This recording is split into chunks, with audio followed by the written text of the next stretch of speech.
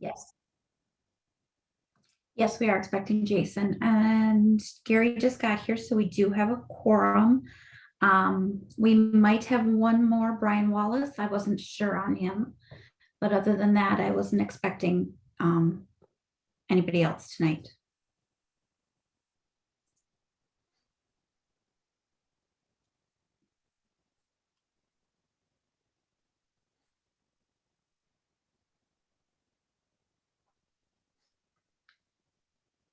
And do we have someone in that's going to be presenting it on Octopi? Do you know? Not sure. I just saw Jason came in under panelist. I just promoted him. Oh, okay, thanks.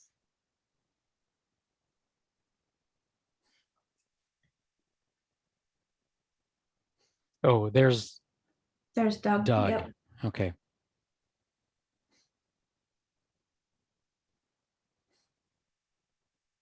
When you bring them in to speak, Tracy, remember to bring them in as promote to panelist instead of just talk, all right? Right. That Yep. way we can, all right.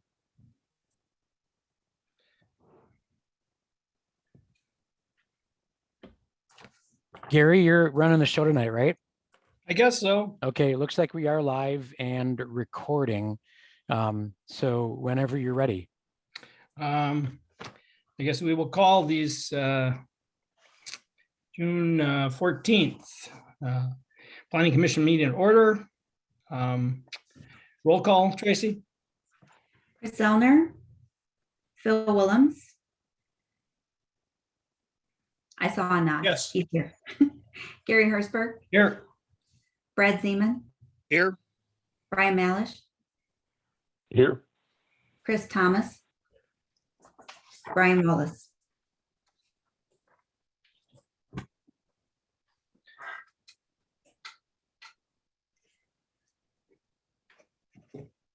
Did you need the agenda up, Gary? No, I've got it right here. First item is to approve the May 10th and May, do we have to do, can we do those together, Todd? You can. Yes. Yeah, to approve the May 10th and May 17th special meeting minutes. I move approval of the May 10th and May 17th meeting minutes. Make the second. Motion been made and seconded. All those in favor? Aye. Aye. Aye. Okay, approved. A public comment. Is there anybody, Todd, online that has comment on something that's not on the agenda for this evening? I'll let Tracy Oh, keep an sorry. eye on that and manage that process. Go ahead, Tracy. Okay, I see no one with their hands raised. If someone wishes to speak under public comment, please raise your hand and I can let you in. And I do see one dial-in participant, *6 will raise your hand as a dial-in.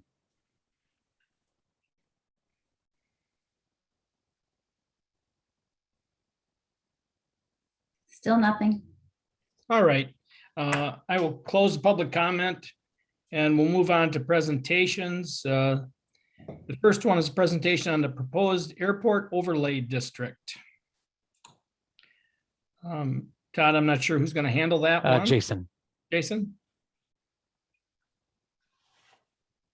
Yeah, I think that one is me. I think if Tracy could bring up page 11 of the packet, that You would bet. support the discussion. This is something that's been bumping along for a little bit in the background.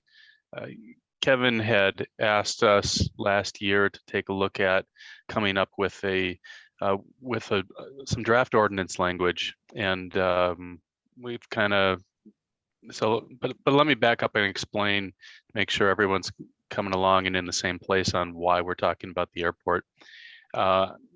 You may all be aware that there was some effort by a former property owner to try to build a shed that would have been close to the airport property, and that a structure right on the property line certainly would have imperiled the safety and continued use of the airport, given how narrow that strip of land actually is. Some of the properties on the north side at one time had restrictions on them that explicitly prevented any construction within a about a 75-foot setback. That restriction expired. I'm not sure exactly when, sometime within the past few years. I'm not exactly sure, but it is definitely expired now.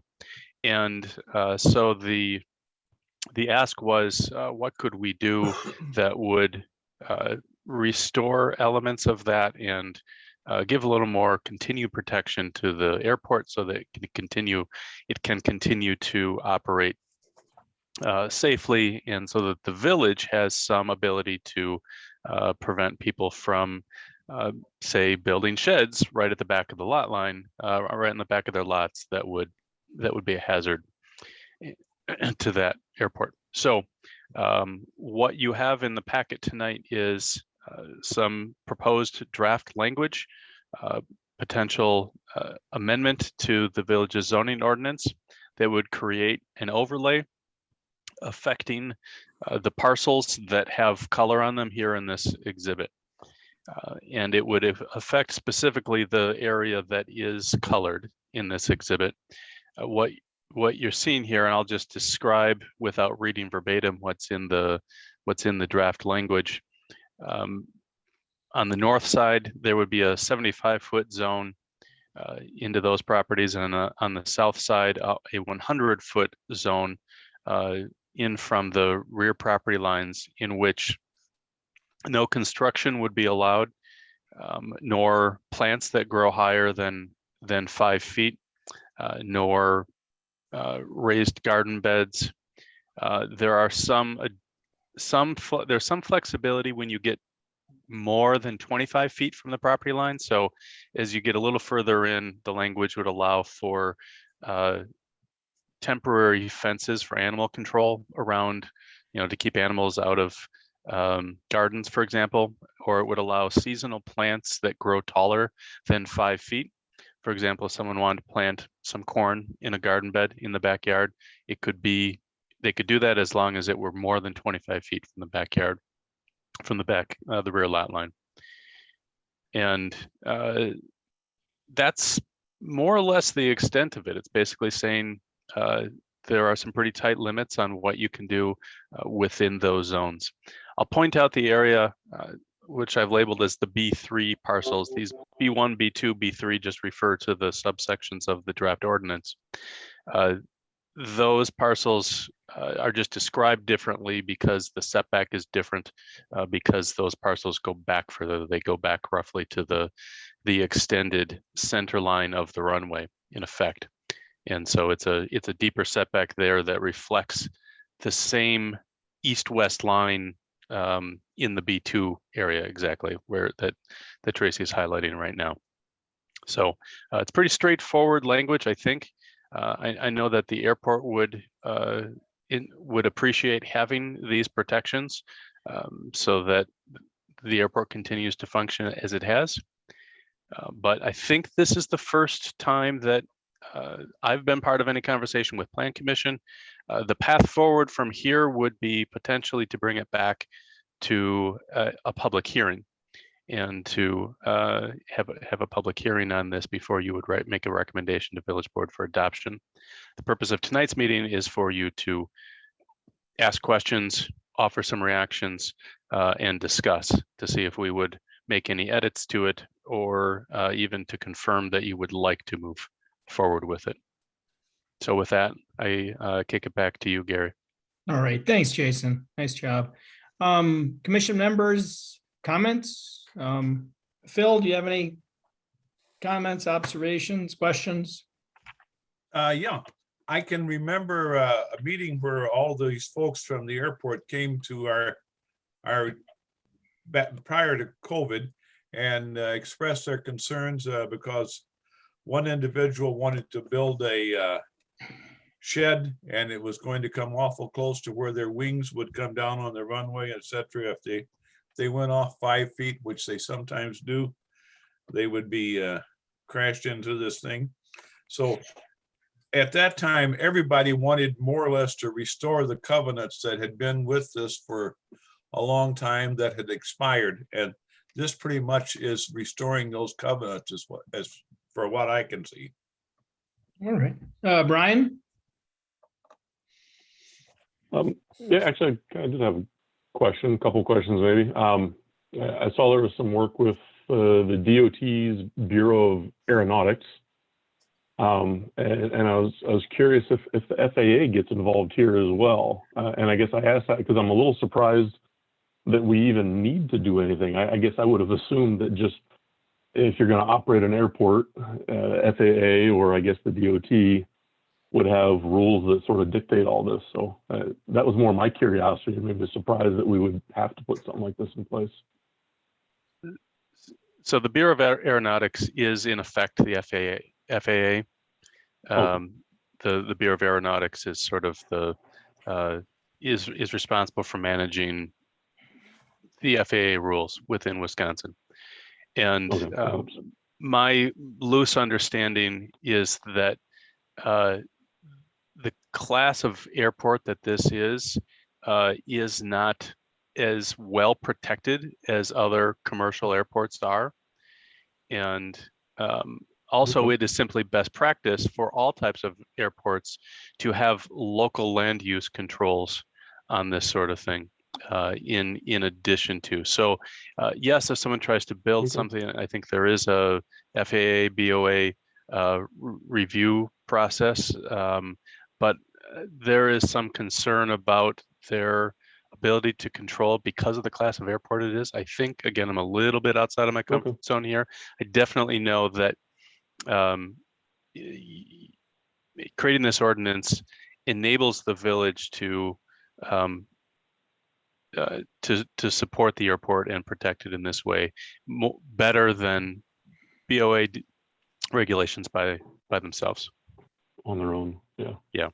Okay, Sure. no, that helps a little bit. I was just surprised. I don't know that I had really any other questions in terms of, you know, why or whether or not it's appropriate. It does sort of seem like it falls into a best practice maybe for operating an airport, having a runway in your backyard. And I'm assuming most of the residents around there, most at least, probably are in support of this. So no, seems a good idea, and that's all I had. Thanks for walking right. through that. Brad, any thoughts? Nope. To kind of hit Phil's comments, you know, we're really listening to the neighbors and what they wanted and the residents of that airport. You know, after that meeting, I did walk out and walk around that site, realized it was going to be way too tight and dangerous for all the airplanes coming in. So good work by the board and the village by listening to the village members. Thank you. Yeah, I guess I would just add that, you know, it's kind of a unique thing that we have an airport in our community. And I think we want to make sure we protect the property values of these folks. I'm talking to two people out there that were very concerned about this, and, you know, they'd like to see us take action and kind of lock down this a little bit tighter for them so they don't have to worry about it in the future. So I guess, Todd, we really don't need a recommendation. It's just for our input at this point, right? Well, we didn't indicate a recommendation, but yeah, it wouldn't be a bad idea for the commission simply to recommend that staff be directed to schedule the appropriate hearings and process to proceed with consideration on this. I'd look for that motion. So moved. Can I say so moved? All right. There you go, Phil. I don't know who the first was, Phil, and maybe the I was second. second. Okay. So Brian and Phil, all Yep. those in favor? Aye. Aye. Aye. So thanks, Jason, for covering that one.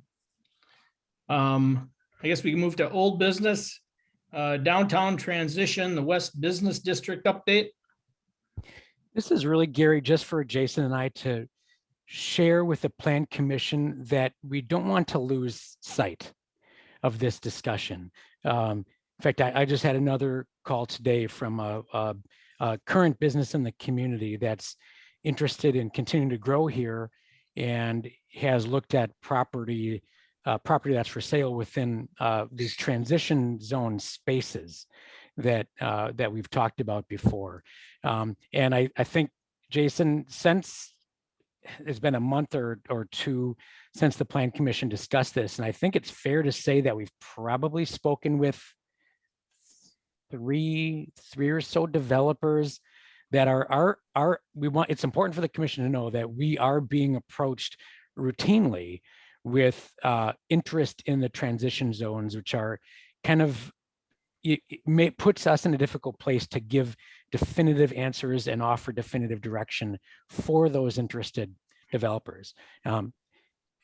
And I think, again, just to keep this in front of you, we are going to be, bringing on Tim Semin as our new community development director next Monday he starts. Yep. And I think it's important for the commission to be ready to work with Tim to figure out what the proper staff response and action should be when we approach these questions, so that we can provide clear answers to those that are interested in developing in the community. So Jason, did you want to share anything else? I know this is mostly just because we've been getting repeat calls. Yeah, I guess what I would add to that is to say that we're hearing both from people that are in the downtown transition areas. We're also looking at some projects on the in the West Business District area, but it's especially our focus especially is needing a little more direction and needing to address in some way the transition areas, because we feel like we lack the right zoning rules for the types of projects that seem to make sense and people are talking about, but there isn't a zoning category that fits them right now. And what we had brought to you a couple months ago was a sort of full-fledged planning project to address both areas and incorporate all the public involvement and, whole package deal. Last summer, we had talked about a much simplified approach to try to deal with just a portion of the a portion of the transition areas around downtown. Bottom line is, I think that certainly there's some flexibility to how we want to do this, and but we know it needs to involve residents.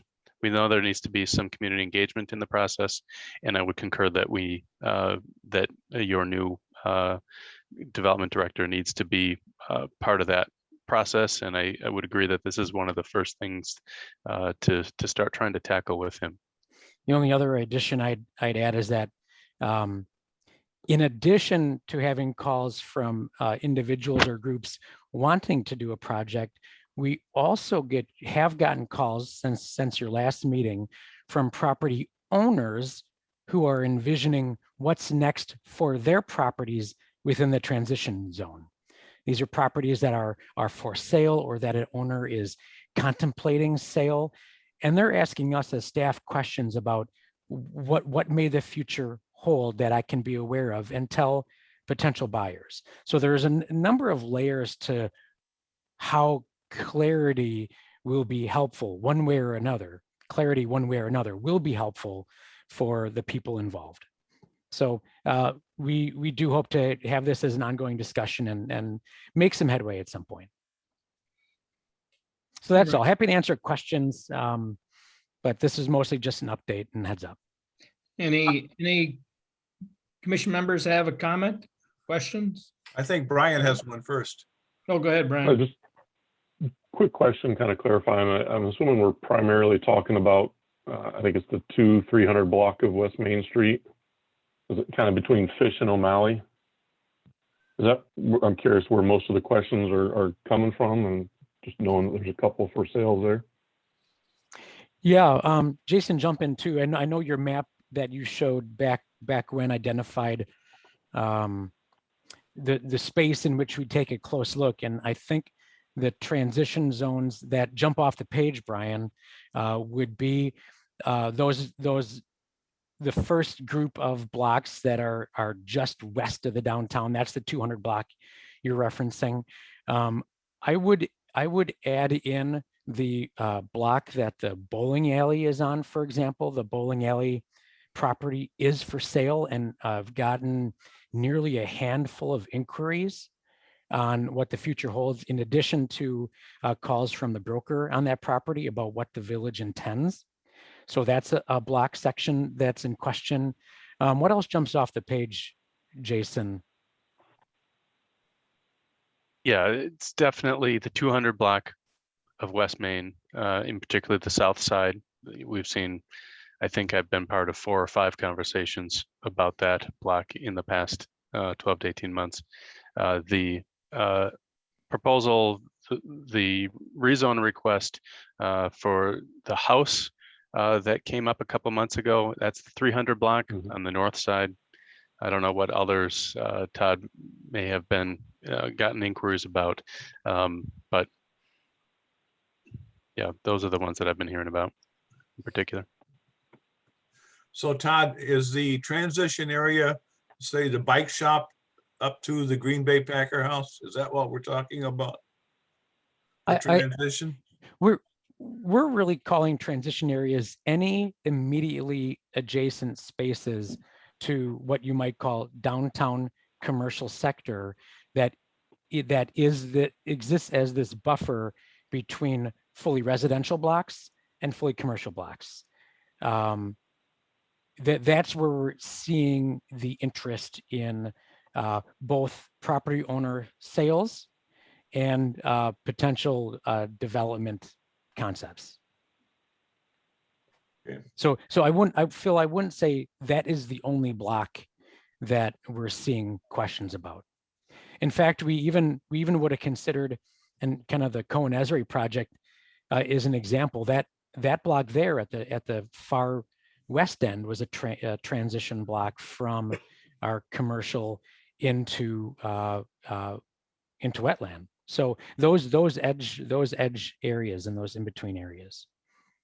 And that's not to suggest, we're not sitting here to suggest they ought to be developed, or they ought to be, 3-story, what have you. We're bringing it up because we need to define what it is that we may or may not accept, with a chance to establish what would be most appropriate and engage the community in the conversation about what would be most appropriate. Brad, any thoughts on this, or? No, I appreciate the conversation and us forward thinking. Thank you. All right, I guess, Todd, I think it really makes sense, as Jason was saying, to wait till Tim came on, but I think, to me, it's kind of a priority. And I'm sure because it puts you and Jason in a tough spot, we may have an opportunity that walks away from us because we don't have a plan in place. So I definitely want to move forward on this and, put this out in front of a lot of projects as far as something I'd like to get resolved, by the fall with some type of plan put in place. So I'm not sure if that's doable or not, but. Well, we'll be able to, Tim's going to bring in a new set of talents for our community and for the Plan Commission to work with us and help guide us with some intent. And we'll see what talents he brings. And I think that we may be able to enter this. I'll be honest, there was a sticker shock when we looked at the proposal from Jason and Ed.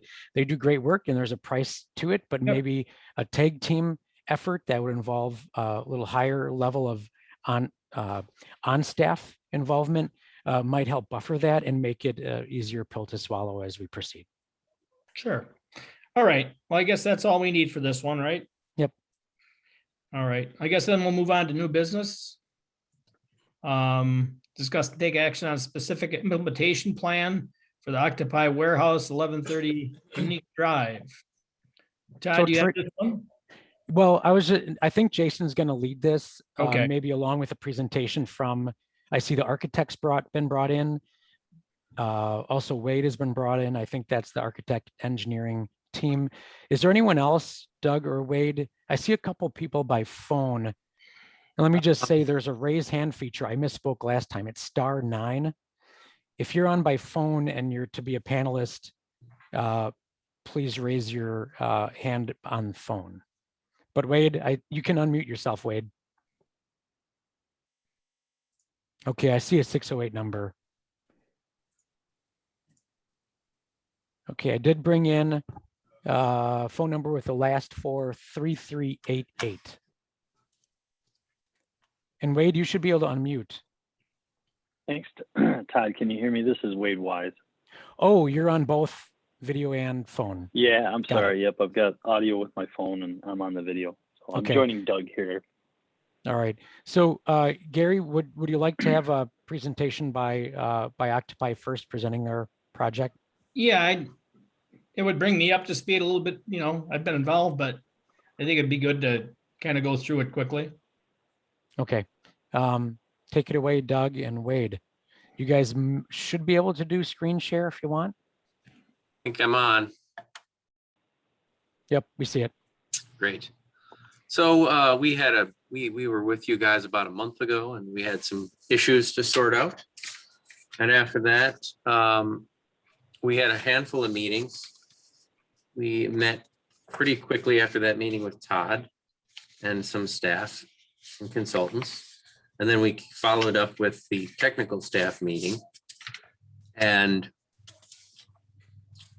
we submitted updated drawings. We didn't hit every single comment with those. And then we've been working for the past 2 weeks to bring all of the project drawings kind of for the plan commission approval up to speed. So I have those updated drawings with me tonight, but they weren't prepared in time to submit for the packet.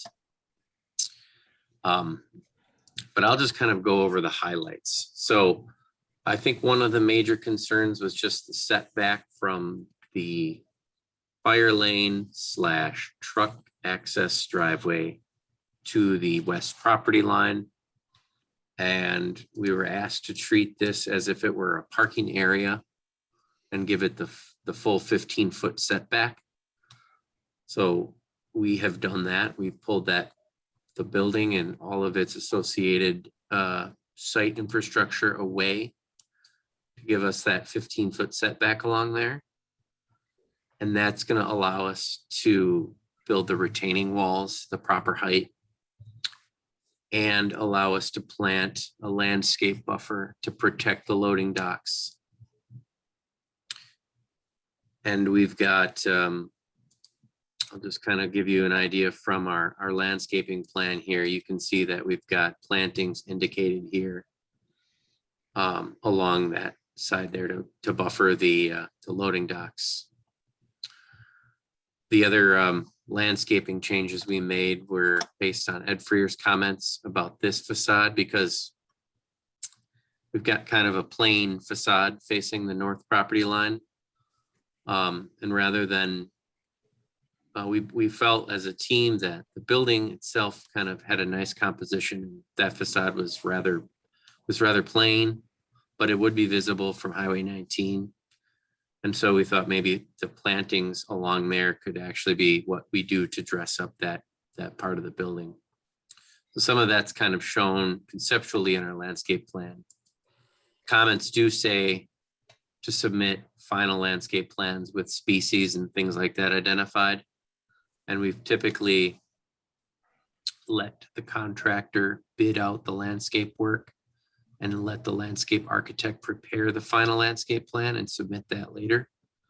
So if the plan commission is still okay with that process, conditionally approving the plans with that condition, we'd appreciate that, just because we haven't engaged with that trade yet, that service. A few other things we've added are details for the trash enclosure. So we've located the trash enclosure and we've just added some notations saying, you know, that this is not intended for outdoor storage whatsoever. And then there's detail in this packet now for that enclosure and how it will be built and constructed.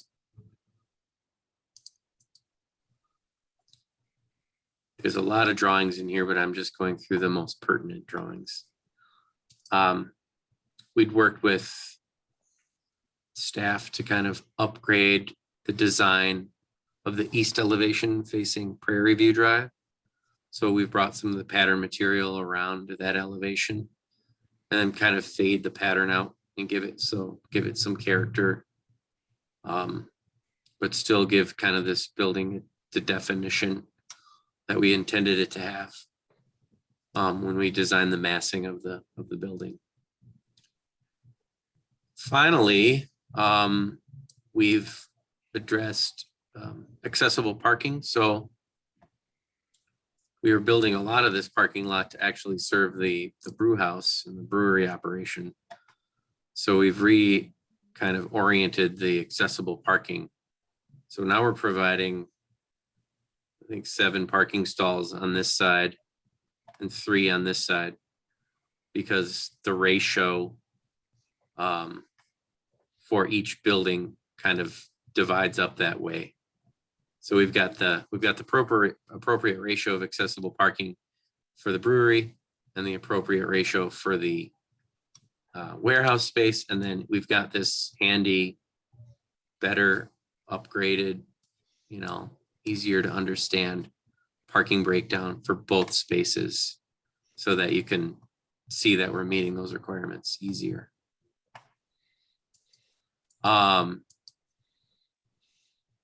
Wade's team has done some work also for stormwater, and I can let Wade explain that if he'd like. I think there were some comments about using some existing infrastructure and connecting with that.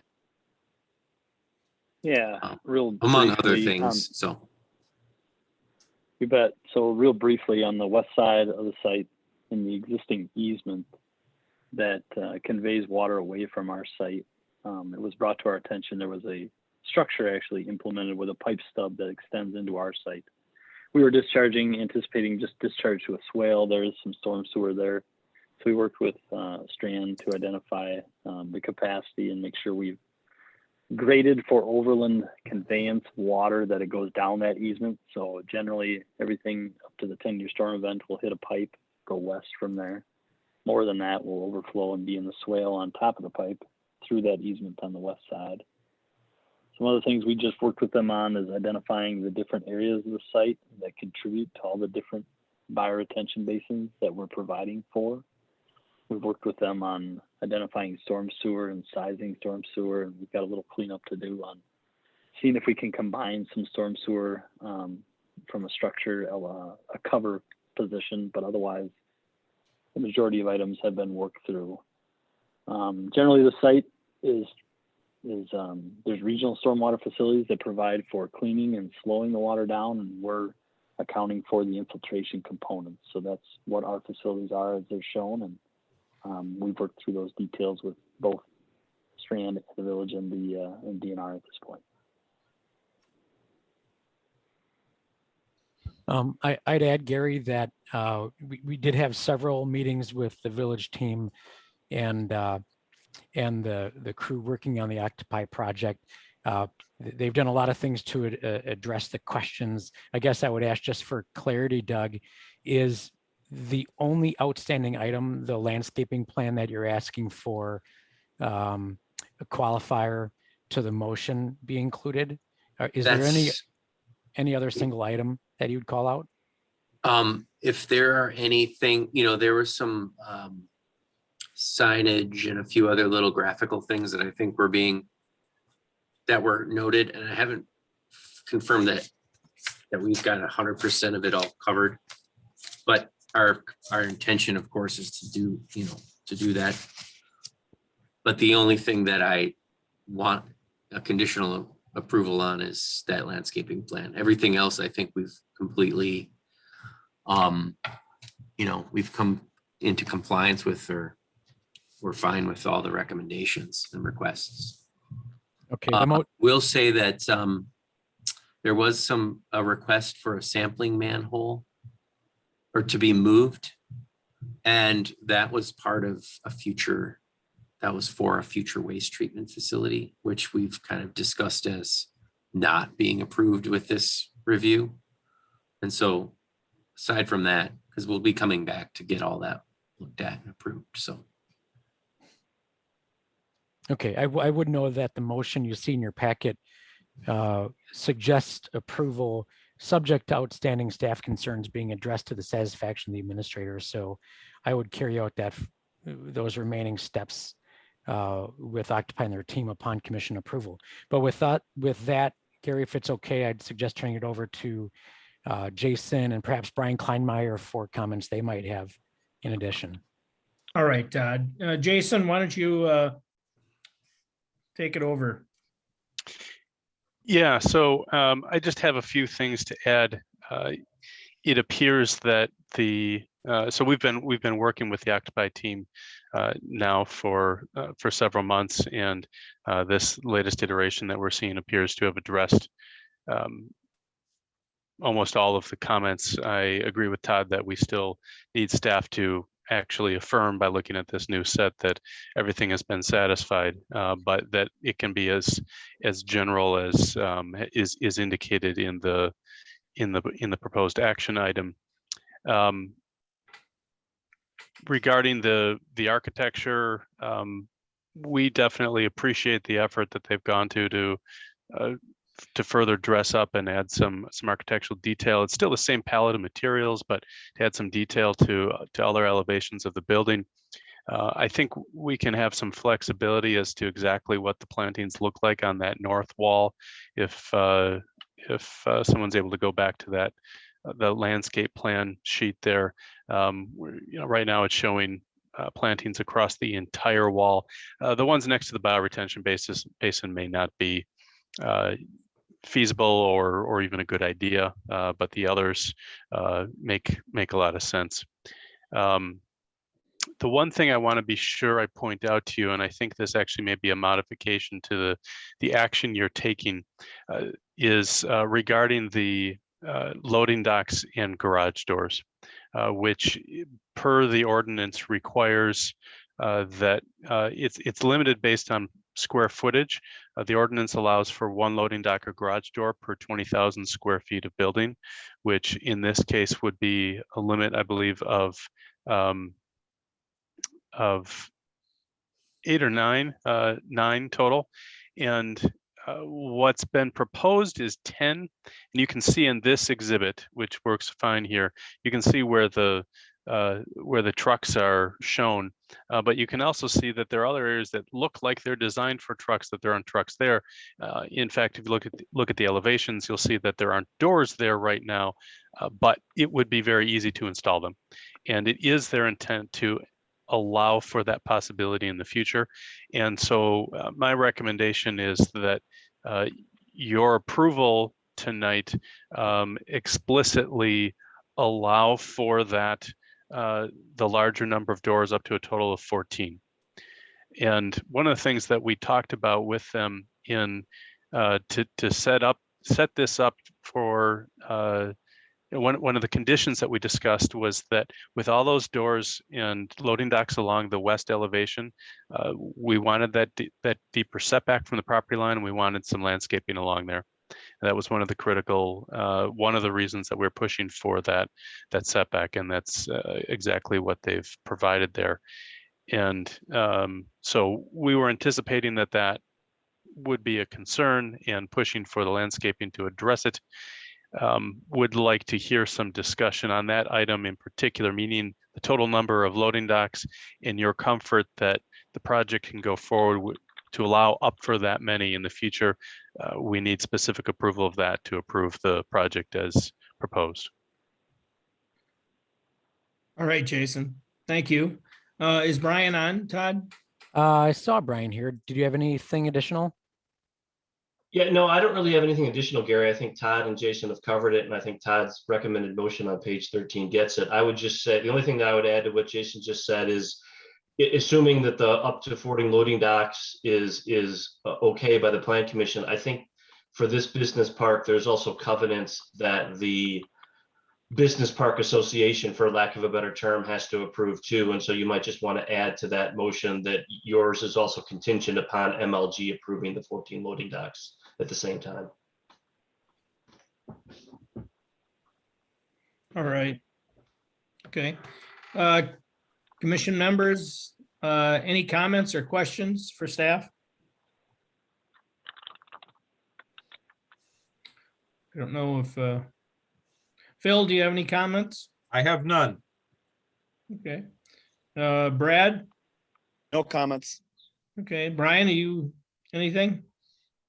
I think I'm good. I mean, I jotted down a question about the landscaping on the north side. I mean, if I'm fine, I think, as long as it satisfies staff. But you know, if we don't know going into it what might be along the north side there, I think Jason's note mentioned something about maybe like some aspens or something fast-growing deciduous. There it is. Do we need that qualification on there, or is that something that can be taken care of at a staff level? I don't want it to get bid out and then we've got a bunch of little 2-foot shrubs that no one will see from anywhere on the north side. If the intent is to break up the elevation of what's a very tall building. I mean, is there a simple, something simple that we could add that to put a, you know, a planting at least 10 feet of height, or do we want to do something like that? Just everybody knows what we want to do is break up the scale of that building, and I don't know if we need to get to that detail. I would suggest that you probably don't need to get to that detail. You've got standards that describe a minimum caliper on new plants to be planted.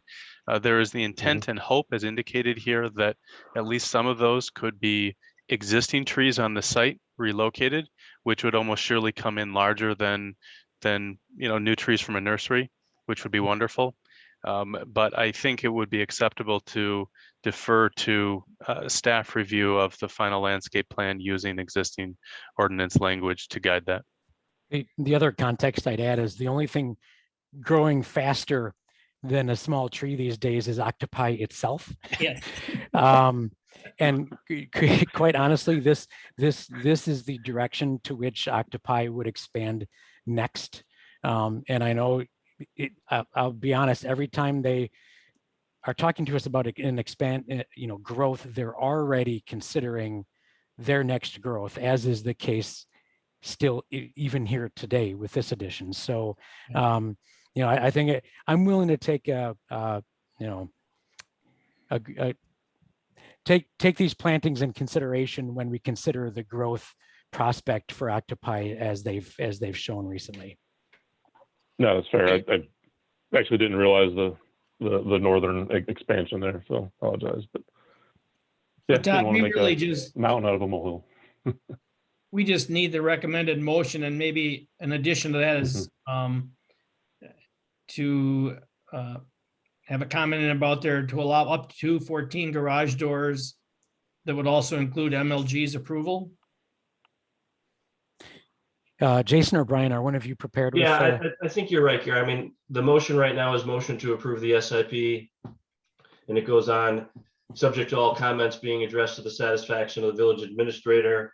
And then you could say, and allowing up to 14 loading docks so long as they're approved by the loading docks are approved by MLG. All right. Anybody on the commission have a motion out there? Well, one quick note, Brian, did you see the comment just offered by Wade? It was clarity, 14 docks plus 2 garage doors. Jason, does that jive with what you're familiar with? Okay. Correct. All right. To make sure that the motion didn't limit us to less than what we were currently showing. That's all. Thank you. All right. Does any commission member have a motion out there? I guess I could try. Motion to approve the SIP for Octopi Warehouse at 1130 Unique Drive, subject to all outstanding staff concerns being addressed to the satisfaction of the village administrator, including landscaping, and allowing for up to 14 loading docks and 2 additional garage doors, subject to approval by MLG. Boy, that was good, Phil. Is Good. there a second? I'll give a second. I'll second. Oh. Okay, Brad, second on Brad. All those in favor? Aye. All right. Opposed? All right. Wade, Doug, thank you very much. Appreciate your time. And Jason, thanks for working on this. Thank you very much, everybody. You betcha. Sure. Okay. get to our next item. Uh-oh. Okay, sorry guys, I'm tied up in the packet here on our next item to find it.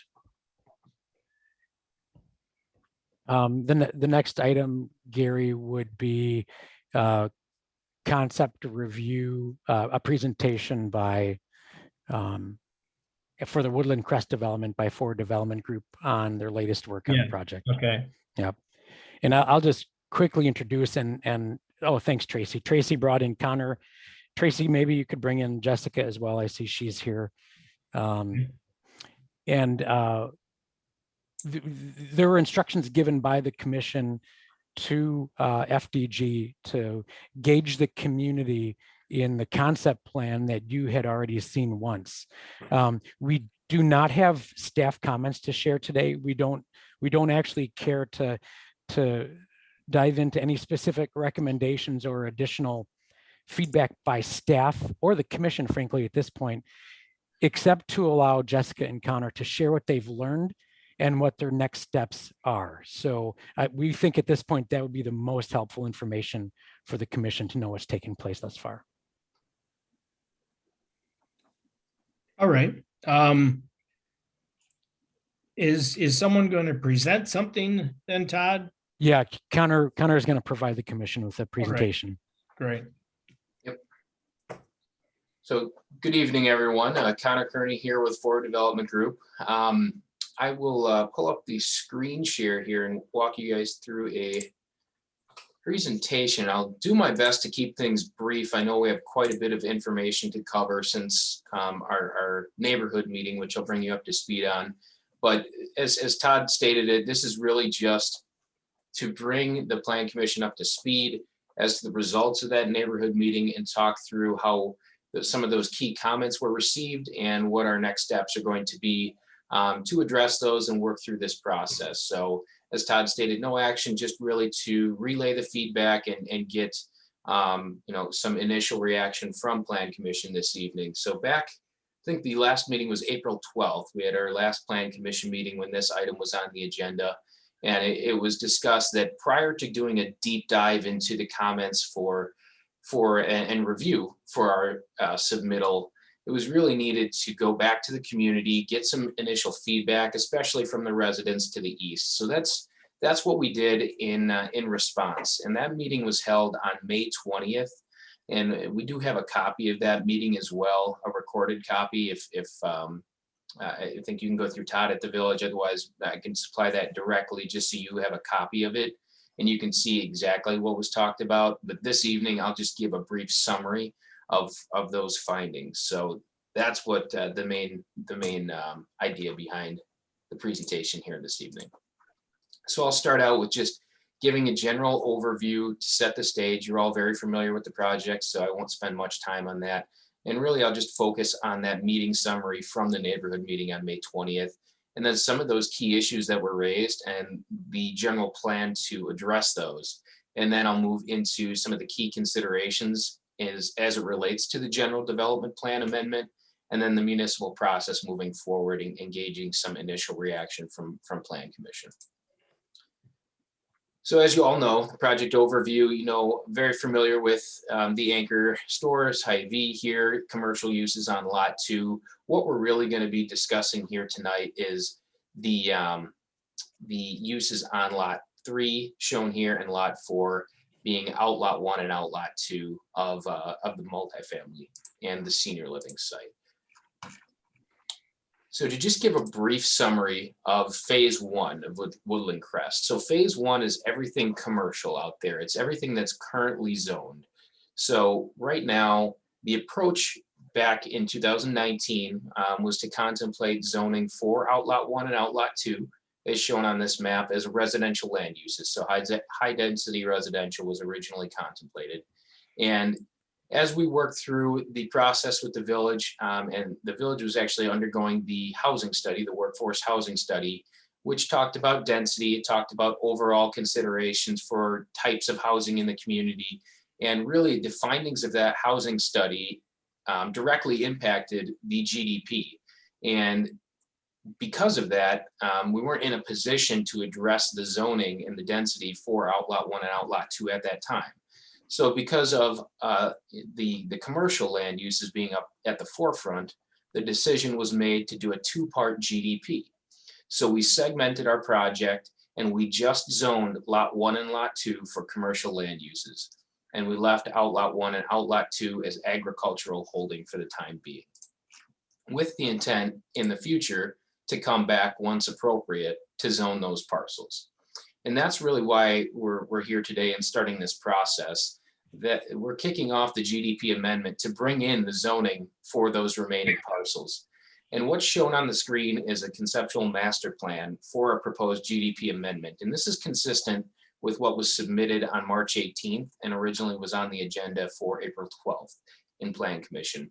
And it shows that, the future uses for multifamily and senior.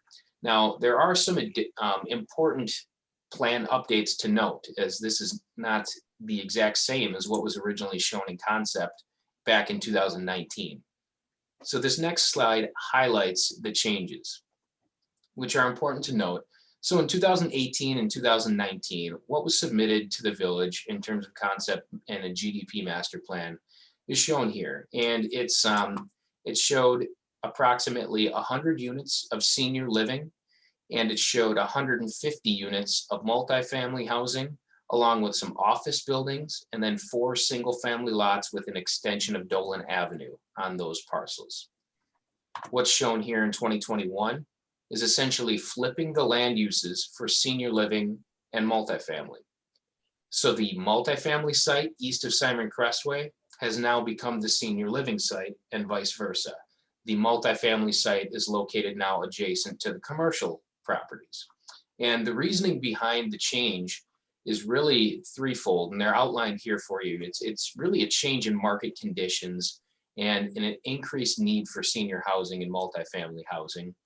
I do a deeper dive into the market in the neighborhood meeting summary. I'll just touch on the highlights, but the housing study by the Housing Task Force indicated a strong need for senior living and more affordable price points for some products. We've done private market studies for the senior site and indicate this is a great location for it. You have your market comparison just right next door at the Laurel Apartments and Home Again Assisted Living.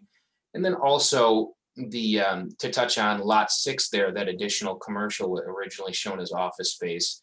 Office space in general has undergone a transition as a result of COVID, and general gross leasable square footage is declining as things become more electronic in nature. The second item is how the site is actually configured. So there are advantages to having the multifamily directly adjacent to the commercial land uses in terms of cohesive uses. There is also access and utility connections that need to be made along County Highway Q at the southwest corner of that development. So those utility connections are to serve the future development, which you can see in the carved out parcel in those homes along County Highway Q. So we had to configure the site such that it worked in conjunction with future planning efforts for lots 3 and lots 4. And finally, the rationale behind these plan updates is simply the topography of the site and some of the engineering constraints. As we took a deeper dive into those original 4 single-family lots and that extension to Dolan Avenue, as everyone knows, there's a significant amount of grade change coming up Dolan there, and we would not have had the space needed to get that extension. In short, that area becomes an asset to Outlot 2 and the development itself. But there are going to be some very sensitive building relationships, and that was brought up in the neighborhood meeting, which I'll transition to right now. And really the main reason for discussion here tonight. On this slide, I highlight the key issues and feedback that was received at that neighborhood meeting. And it really fell into 3 categories as we defined it. So the first was the actual asset class, the land use. So what is actually being proposed here? That was brought up, and the concern there was the saturation level for senior living development within the village. That was brought up by a resident of Kilkenny that expressed concern there. The second item was buffer yards and setbacks, and especially as it relates to the proposed senior living building adjacent to Kilkenny Farms residence along Dolan Avenue and Dublin Way. And there was a clear desire to create as much separation as possible between that building footprint and the existing residence. The feedback we received was to explore shifting that building closer to Simon Crest Way and increase that buffer space so you could create a better space and spatial relationship between the two properties. In addition, there was a proposed future expansion area, which I'll show you on the next slide. The general feedback was to eliminate that proposed expansion area and to limit in general any sort of high density structures or building footprints in that leg of the area that abuts Dublin Way and Endress Road. The idea that that comes into a single family subdivision and it should be approached differently than the traditional or the part of the lot that fronts Simon Crest Way. And that kind of tails into the third consideration here of the actual building height, the mass, and the scale. So understanding the natural topography, features, and grade change, the site in Woodland Crest is notably higher, just simply due to the natural topography of the site and the difference in the residential subdivision. So being prepared to address sensitive spatial relationships is going to be key as we move through this process. The feedback we received was to create section views, multitude of section views to get a better understanding of those relationships so you can see buffers, you can see linear relationships and so forth. And then we also received the feedback to focus on architectural detail and some type of residential building typology so that these buildings can be broken up. They're not a large singular mass, but also offer some articulation from the commercial and to the residential. That's a transition period. You're going to go from multifamily to single family. There has to be some sort of architectural attention to that detail. So those are the big items that we received feedback on. And since May 20th, we've dug into our plans and how to address those. And we have some initial ideas that we'd like to discuss here this evening. So to break down the feedback, and that first feedback item is the asset class and land use for the actual multifamily and senior housing. And we, like I said, we've done extremely detailed reports and looked into the need for these land uses, not only in the village, but just in the community in general and Dane County in general, as many know. And I won't go into detail here this evening, but I would encourage anyone interested in getting a detailed market update. Slides 8 and 9 of that neighborhood meeting go into it in great deal, and I can share this presentation with the village to disperse to Planning Commission. You can just simply click that link, and it'll bring you to the video there. The second item, which is the one that we need to pay a great deal of attention to, is the buffer yards, those setbacks. So we worked to revise our conceptual site plan to shift that building closer to Simon Crest Way. We worked with our engineers to see how much space we could get. And our first crack at it, we increased the building setback on that eastern property line from 80 feet at its closest point to 100 feet. So we gained 20 feet there, and from 20 feet to 40 feet at the closest point on the north side of the site. So we gained another 20 feet there. And that was our first blush at it. In addition, the proposed potential future expansion has been removed from the general development master plan. We're looking at alternate programming for this space, whether it's green space, amenity space for the senior living development, or an alternate low density housing product to supplement the larger buildings. So whether that be cottage style or duplex style units that would act as an ancillary residential housing opportunity within the senior living development. It was clear that that needed to be a low density use if there will be structures there. This graphic further depicts that. So the plan that you see here on the before site, you can note that potential future expansion. You note some of the sensitive relationship here in terms of the adjacency of the building footprint to the eastern property line and so forth. What we've done and produced here is our first blush at shifting that building over. And we talked with the operator, and there's potential to further improve upon this. Like I said, this was just our first blush at it, but it does remove that potential future expansion, creates that space for amenities or low density product. And what it also does is add this drive aisle around the building, and which is important from a fire and EMS standpoint as well. So we did create that and integrate that into the site plan.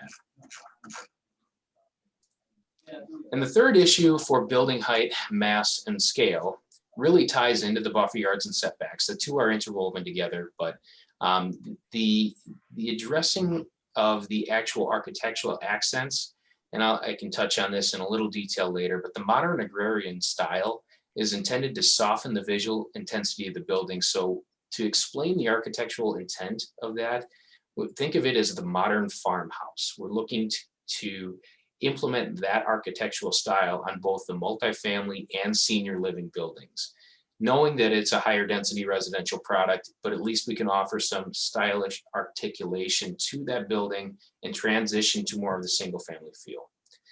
We did shift that building closer to Simon Crestway in an effort to create more separation from that mass.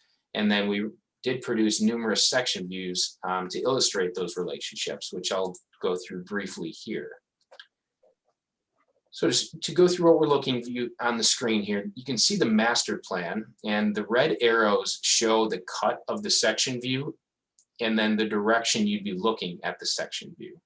So view A, you can see, is here to here.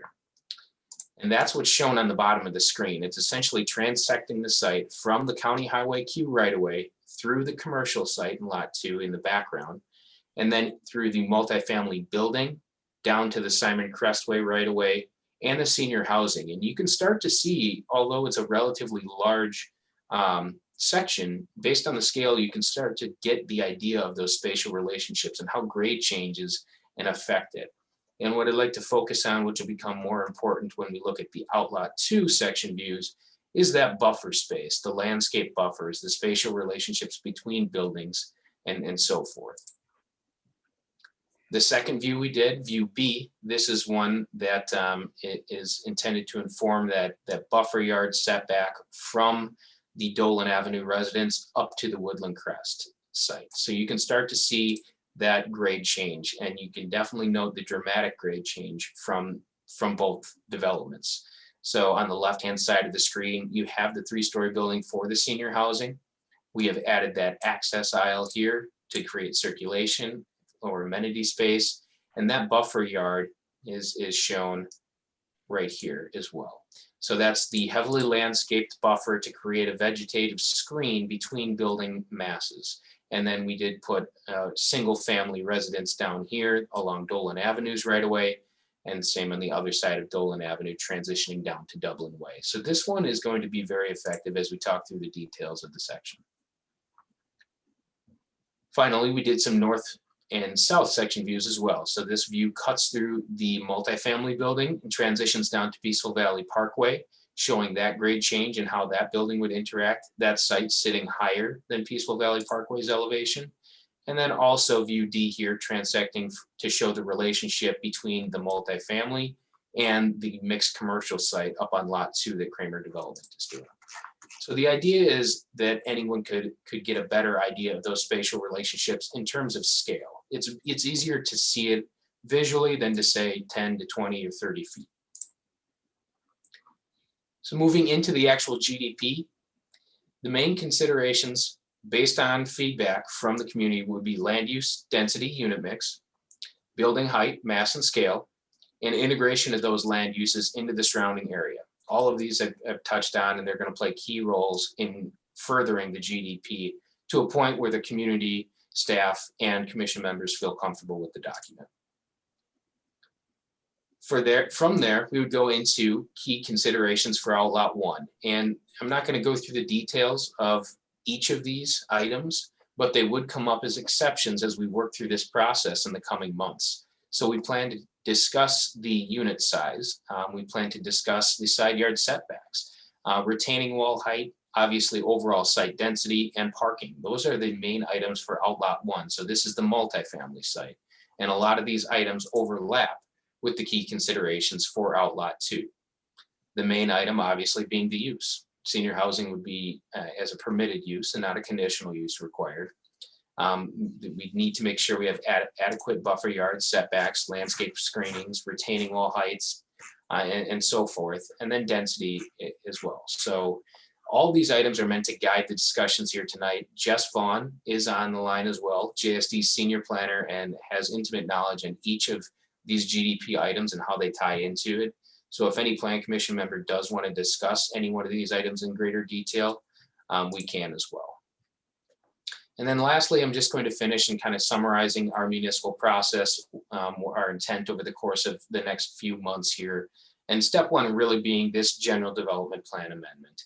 And then we move into the specific implementation plan. So just the goal of a plan unit development is creating that diversification, the variation of the uses and the structures, open spaces, really compiling that development as a whole to allow for flexibility in development in land, but it's really to set the stage of how that development is going to be finished out and how it's going to be constructed.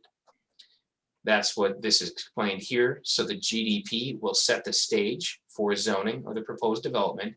The topics we're going to be discussing over the course of the next 2 months will be that density, setbacks, building height, roadways, the actual site layout of them, the open spaces, etc. This is the framework for the site implementation process, and this is envisioned to take place here in June, July, and August. The second item is the actual SIP, which is going to come later, envisioned in the September, October timeframe. But that's when we really dig down to the details. How is this actually going to get constructed?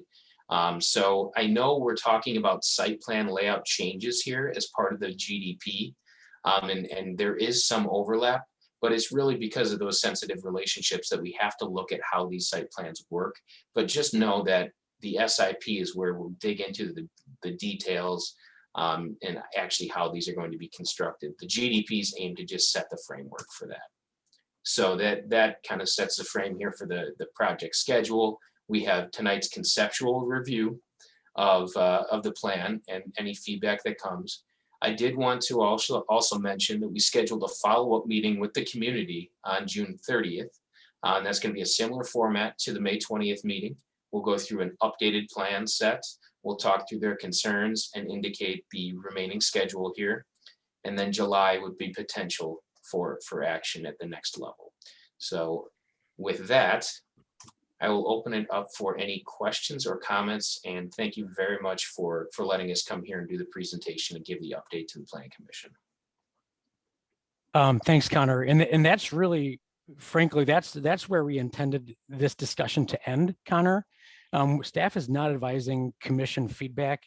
In fact, I would probably suggest that you even went several steps beyond what staff was advising, which is really just to focus on what you heard back from the community. I'll be honest that when staff spoke with you last week, we were pretty clear that there's a lot of work to do and to, really to call out in our general development plan, high density residential as the anticipated use on the east side of Simon Crestway is really not accurate.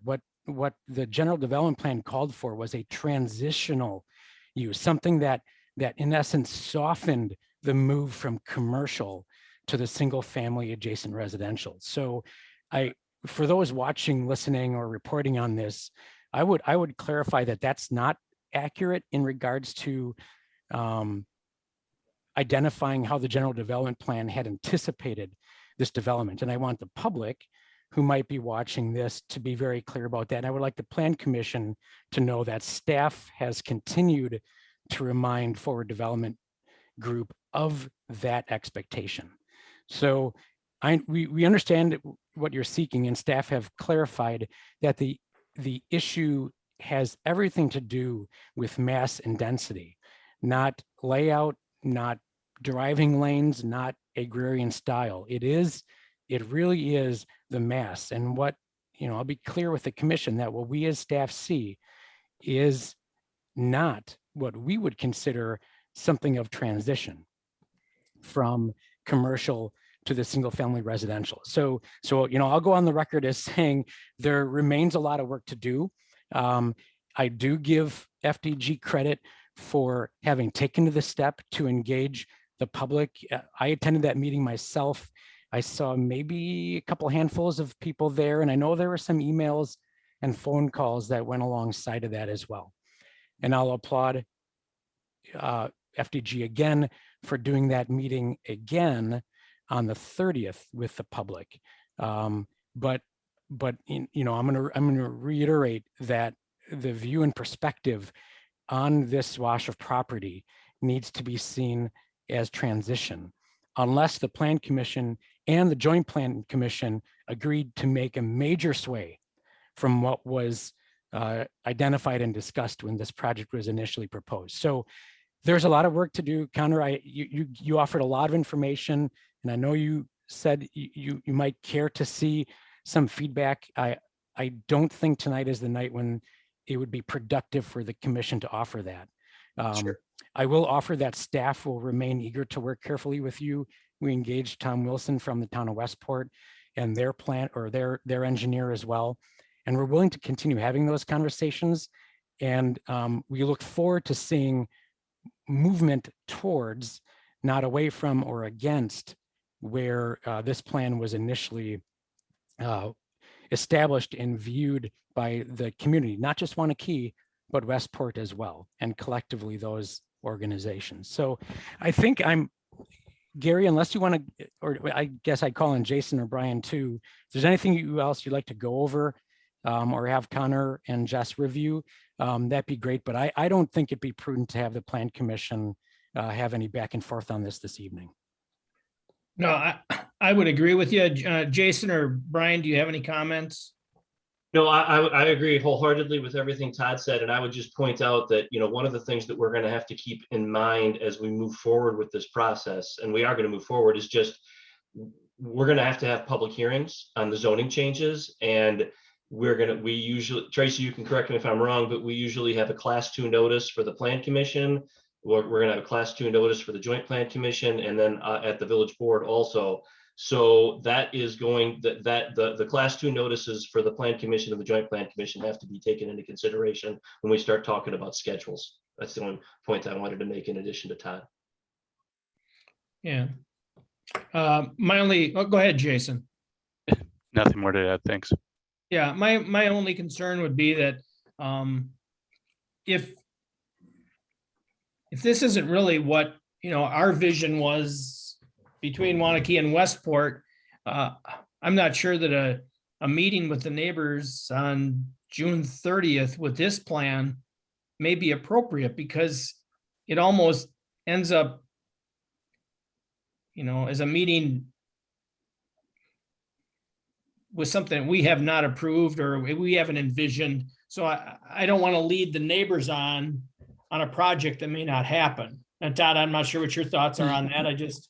Yeah, that's a good point, Gary. And that's why, I suggested to Connor that perhaps it would be useful to do some further serious discussion at a staff level to further evaluate how best FDG can take their next step. I mean, we desire for FDG to be successful in development of this property.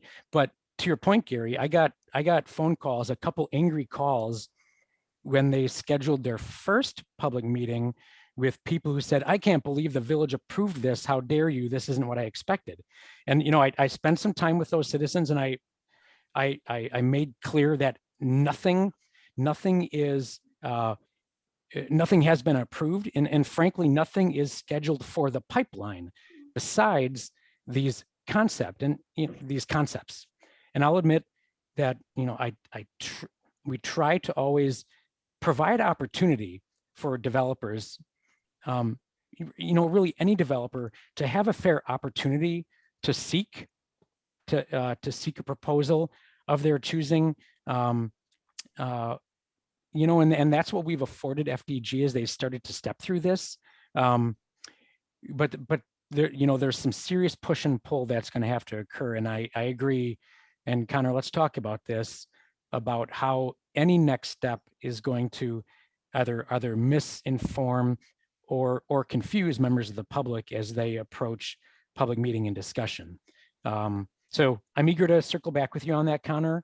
And Gary, I think your points are fair, and I experienced that with several residents. Yeah, I don't want to get the planning commission in a bad position, and I don't think FDG wants that also. So, we just need to work through this, maybe slow down a bit, and so we come up with the right conclusion. Right. All right, that's all we need on this, right, Todd? That would be my advice. All right. And- Connor, Jessica, thanks for your time. Yeah, and thank you very much as well. And, same sentiment, Todd. I did not mean to, imply we were moving forward with any sort of concept. There's just been a lot going on in the background from the last time that we've been in front of Plan Commission. We've been working, quite a bit with the community and so many moving parts. So there was just a lot to bring up to speed. So it's mainly, it was intended to be informative, but point well received, and we'll continue to work with staff and figure out the best next steps. So thank you all very much. All right, look forward to working with you, Connor. Todd, the last thing then is the Westport update. Is that Tracy or Jason? Yeah. The only agenda item is this Woodland Crest. They're going to make another presentation update similar to this tomorrow night for the Joint Plan Commission members. And All right. I would suggest if Connor, I don't see Connor or. I'm still here, Todd. Oh, okay. I would suggest sort of heeding some of the advice you heard tonight. Yeah. And, perhaps reconsider how to best follow up with the JPC.